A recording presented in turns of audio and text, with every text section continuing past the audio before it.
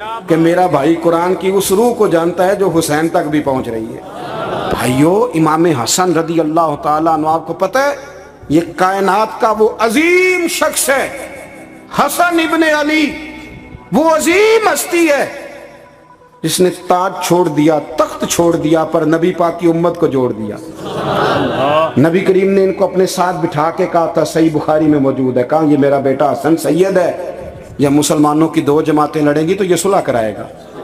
حضرت امام حسن نے تخت چھوڑا، تاج چھوڑا، لیکن مسلمانوں کو آپس میں اتنی بڑی قربانی، اتنی بڑی قربانی۔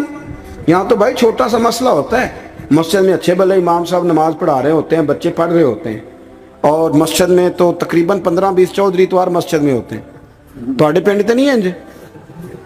چلو اللہ کا شکر ہے جی، اتنے نہیں تھوڑے نے، چلو اللہ کرے وہ بھی نال ہی رل جان، درویش ہی چنگی چدرا دا کی کرنا ہے۔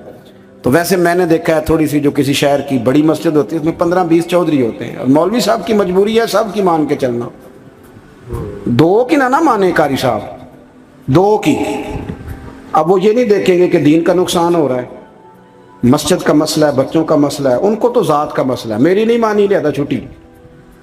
وہ خدا کے بندو، ہم 2 منٹ کے لیے چدراہٹ نہیں چھوڑتے، دین کا نقصان کر دیتے ہیں۔ امام حسن نے پوری حکومت چھوڑ دی، پوری حکومت۔ اتنا بڑا سخی کم آپ کو ملے گا جو سخاوت کرے اور نبی کی امت کو بچائے صلی اللہ ہو۔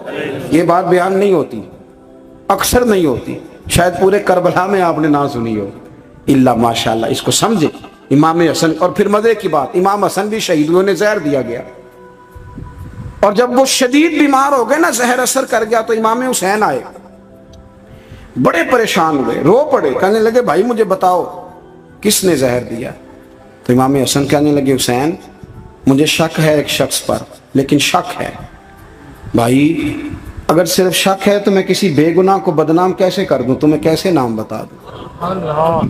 یہ نامعلوم پرچے کراتے نہیں ہم روز ہی نامعلوم پرچے، جس پہ دشمنی ہے اس کا نام لکھا دو، ختم ہو گئی بات۔ امام حسن کی تربیت دیکھو، فرمانے لگے جس پر مجھے شک ہے اس کا نام بتا دوں، تو اگر وہ نہیں تو بے گناہ کا ذکر کیسے کر دوں؟ تو امام حسین فرمانے لگے بھائی جان اگر وہی ہوا تو آپ فرمانے لگے اگر وہی ہوا نا تو حسین پھر بھی تو چھوڑ دے، میں نے رب کے سپرد کر دیا، اللہ بہترین انتقام لینے والا ہے۔ اللہ اتنا بڑا حوصلہ سیدہ کے بیٹے کا، شیر کے بیٹے کا، شیروں جیسا کلیجہ، اتنا دل دریا سمندروں ڈونگے، کون دلان دیاں جانے۔ او بھائی تھوڑا حوصلہ کر، جتن تے ہر کوئی کھیڑے، تو ہارن کھیڑ فقیرہ،